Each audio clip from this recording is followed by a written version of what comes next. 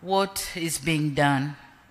I'm sure, as it has been said here, Bashe has explained a lot this morning on what is being done in Tanzania.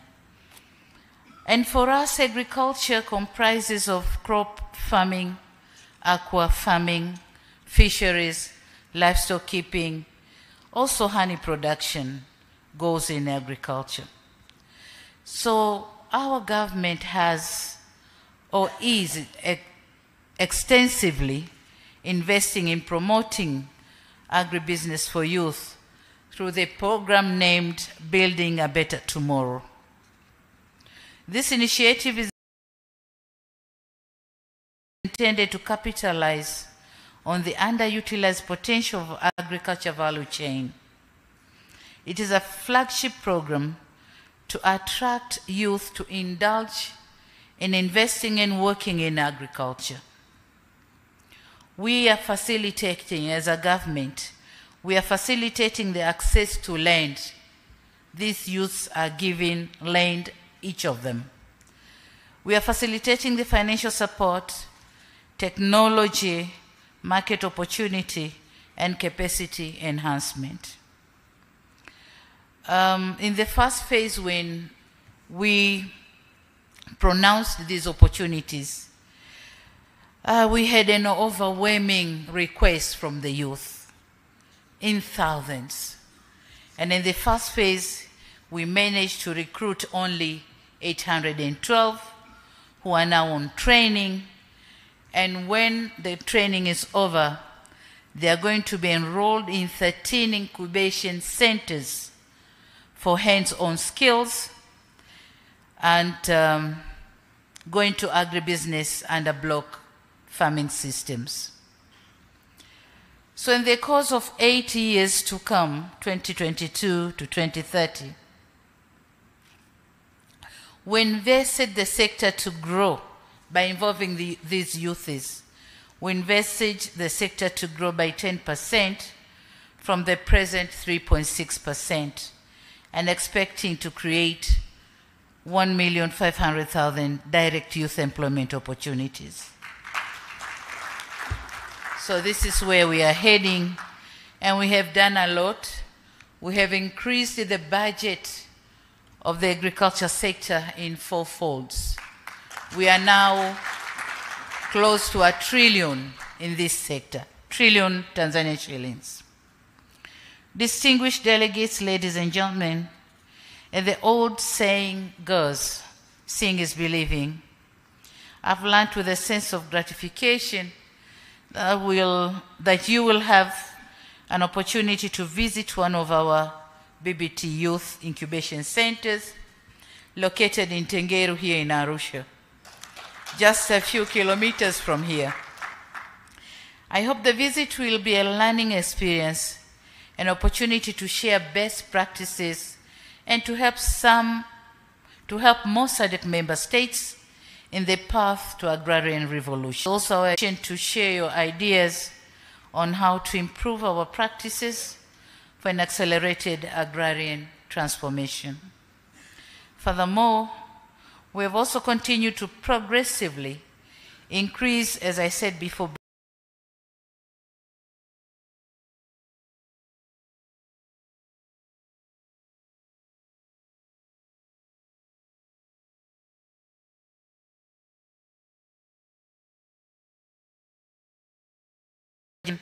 on agriculture and food security in the Sadc region that requires government to allocate at least 10% of their national budgets to agriculture, as recommended by the African Union Declaration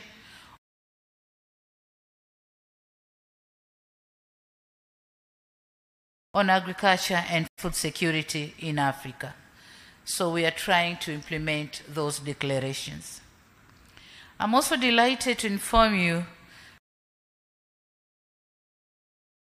that our government has established an Agriculture Advisory Council that bears the function of advising the President on agricultural best practices and most effective approaches to expedite agricultural transformation in our country.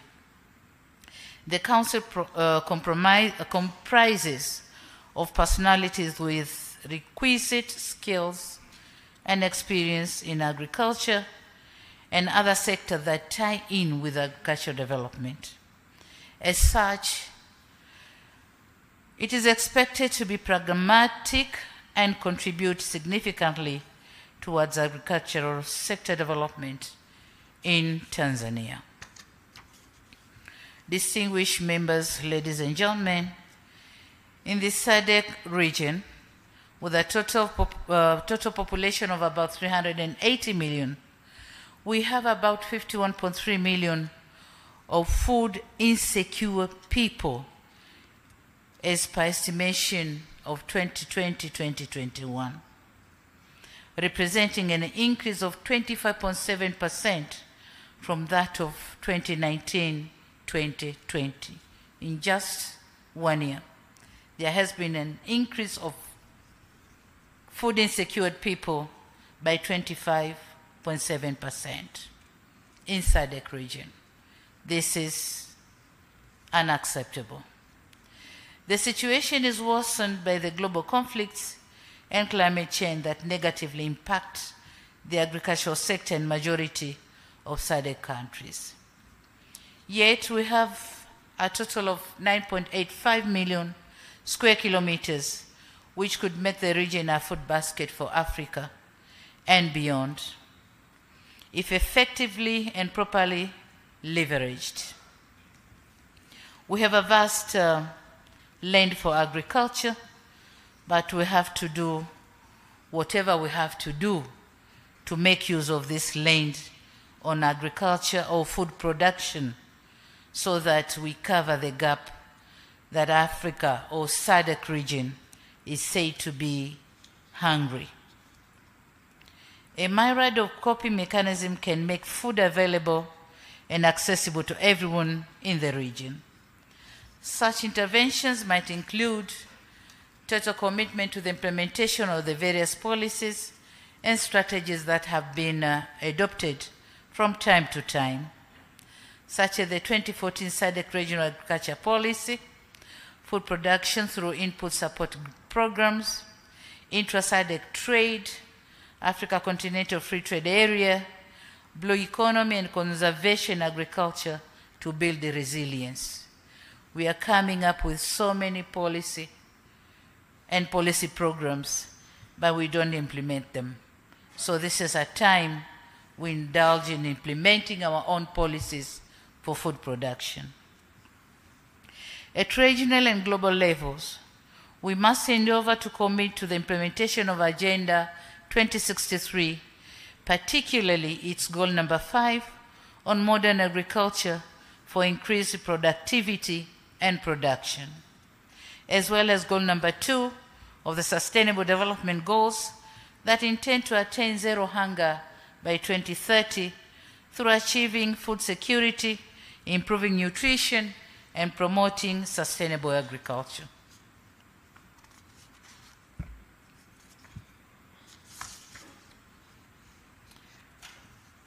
And so, in order to overcome emerging challenges and realize our goals, we cannot underestimate the significance of national and regional parliaments. They have a critical role to play in its oversight role, enactment of the much needed laws, policies, and ratification of regional and global protocol that encourages agricultural development, but also speaking for the people whom you represent in your parliaments. So definitely, and certainly yes, our parliaments have a greater role to play in agriculture transformation. Distinguished delegates, ladies and gentlemen, on another note, I wish to seize this occasion to inform you that the United Republic of Tanzania will be hosting the 2023 Africa Food System Forum under the theme Recover, Regenerate, Act. Under the theme Recover, Regenerate, Act. Africa Solution to Food Systems Transformation, which is scheduled to take place in the first week of September 2023 in Dar es Salaam. I understand that the AGRF has already started posting registration forms on its website for those who will be interested to attend. And if I may request you, please make use of the opportunity to contribute to our overarching goal of creating a self-sufficient and food-secured continent. My government extends a warm welcome to each one of you to this important continental meeting. It is our hope that it will be another platform for us to come up with practical and contextualized solutions to agriculture and food security issues. Ladies and gentlemen, in conclusion, it is my firm belief that deliberations that will stem from your discussions will go a long way in transforming the agricultural sector in the Sadc region and Africa at large. And let me join the Honorable Speaker in calling upon you, distinguished delegates, to find time out of your busy schedule to visit some of the world classic touristic attractions here in Arusha, and if circumstances permit, in other places in our country. Zanzibar and the Southern Highlands have peculiar natural features to attract tourism, so don't miss seeing them. Having said that, it is now my singular honor and privilege to declare that the 53rd Assembly of the Sadc Parliamentary Forum is officially opened, and I wish you fruitful deliberations.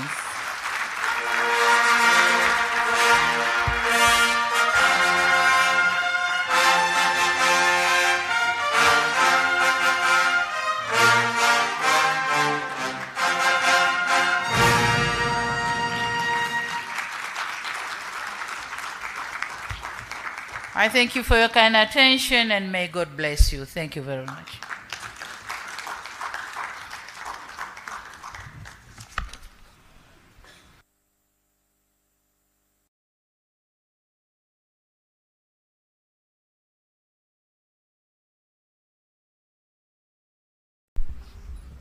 Your Excellency, Dr. Samia Suluhu Hassan, President of the United Republic of Tanzania, we thank you very much for that powerful speech. And allow me now to invite Right Honorable Nelly Muti, Speaker of the National Assembly of Zambia, for a vote of thanks. And after the vote of thanks, the brass band will again lead us in singing the anthem of Sadc, African Union, and the United Republic of Tanzania.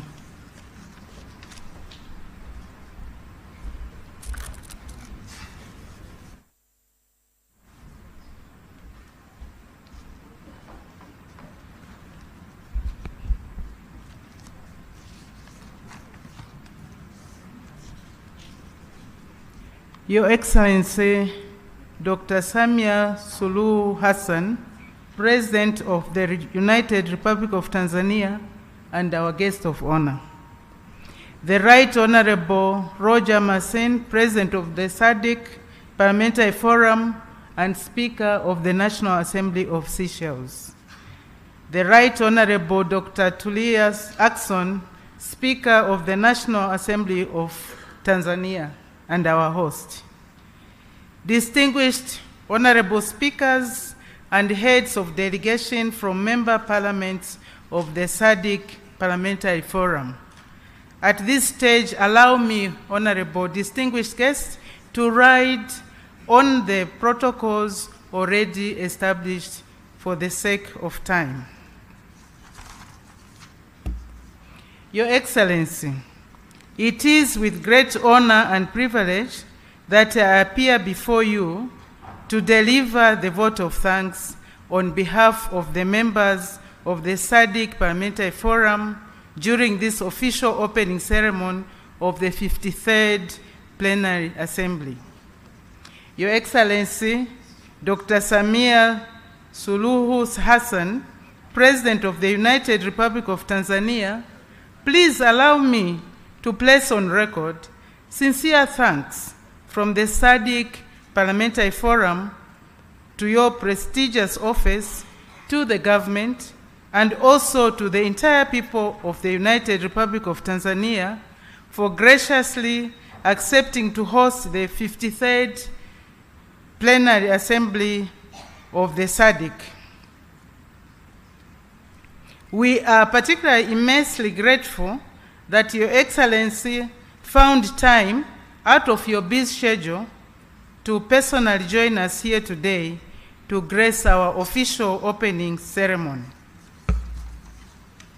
Your Excellency, the delegates of the 53rd Plenary Assembly, representing 11 of the 15 member parliaments of Southern Africa, have eagerly responded to the invitation from our sister, Right Honorable Dr. Tulia Ackson, Speaker of the Parliament of Tanzania. This is a testimony of the high esteem in which the region holds Tanzania and its people. We gather here this morning cognizant of the fact that Tanzania is one of the most prominent economic actors in Southern Africa and is a valued member within the Sadc architecture. Your Excellency, Madam President, distinguished invited guests, the theme of the 53rd Plenary Assembly has been ably acknowledged by those who spoke before me. Allow me, nevertheless, to add my voice and reiterate that the need for Southern Africa to be food sufficient cannot be overemphasized. More so, the need to work together as a region to ensure that agriculture contributes to resolving the region's economic and social concerns, including but not limited to youth unemployment. At this juncture, allow me, distinguished guests, ladies and gentlemen, Your Excellency, to give a short story. I'm sure some people might have heard this story, but there is no harm in hearing it again because we learn something from this small story. It's a story involving a manufacturer of shoes in Europe. He's making a lot of shoes and he's running out of market and he has to look for other markets. So the owner of the company sends the son to Africa to say, go and sell shoes in Africa. The son travels to Africa, and lo and behold, he lands and finds that in Africa, they are not wearing any shoes. So he calls back the owner of the company and says, my director, here, there's no market here because people are not wearing shoes. So the owner of the company says, that's the opportunity. So indeed, with our growing youth population, let's not take that as a challenge. Let's take that as an opportunity. The piece by the choir from Parliament was very impressive. Let's carry that message. Let's carry that message as we go back to our homes. With a growing population, may I say growing youthful population, huge tracts of arable land, let's modernize and mechanize our agriculture and ensure that we employ the youths. We are able to feed ourselves and feed the world at large. For me, that is a message that we all have to carry back home. That is why, Your Excellency, we gather as we do today to lend the voice of parliamentarians in the hope of making a difference. In doing so, we also recognize the fundamental role that the executive continues to play. Indeed, we recognize the main efforts that Sadc is making to collectively improve the lives of people of Southern Africa. In this regard, Your Excellency, our gratitude knows no bounds for the role that you personally continue to play as a leader who is attentive to the needs of the region and who explicitly recognizes the potential of Africa as a global player on the world, stage. Indeed, you are an inspiration, not only to women, but to men alike. In our quest to enhance the capacity of national parliaments within the Southern African Development Community regarding the commitments and various instruments that have been developed towards regional integration and socio-economic growth, the Forum continues to explore innovative ways to address the multiple issues of regional priority. This includes the development of model laws, which legislative instruments embody human rights standards contained in various commitments made by SADC member states, and which serve as a guideline to the review of legislation where required. Your Excellency, Madam President, distinguished guests, ladies and gentlemen, I am certain that I speak for all the delegates of the 53rd Plenary Assembly when I declare that